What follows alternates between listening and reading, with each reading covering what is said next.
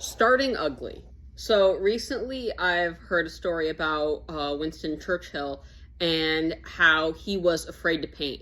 Quite literally, yes.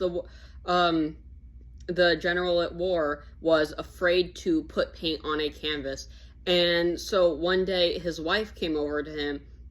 And by the way, I'm paraphrasing the story, but his wife comes over to him and just grabs the paintbrush from him and throws some paint on a canvas.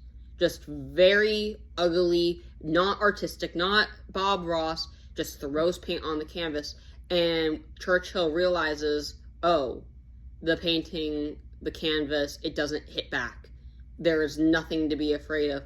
And I love the message of this entire story because as humans, we tend to always say, unless I'm perfect, I'm not going to try it.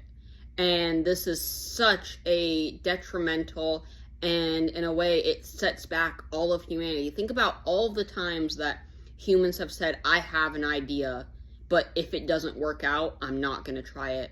We could be 1,000 years ahead of our time if we simply just started ugly, started in one place, and said, I don't care what the first thing looks like as long as the next one is better. And that's what happens a lot in knowledge and learning, in drawing like I do, and painting like I do, and woodworking, and all these crafts. It's simply, for me, just one thing at a time. Can I draw a drop of water? And then can I draw a glass? And then can I draw water in a glass? Can I draw an ice cube? It's all of these small progressions, but it really does all start somewhere. And by you saying to yourself, I can start ugly, and giving yourself permission to start ugly. I love that saying because it's the truth of all of humanity. Life was never as perfect as it is today. I love learning about Rome, and they had to start ugly. Think about starting an entire civilization and how ugly it will turn out. They went through dozens of democratic systems of government, of everything like that, and it was ugly at times. Everything in your life will be ugly at one point or another, whether you like it or not.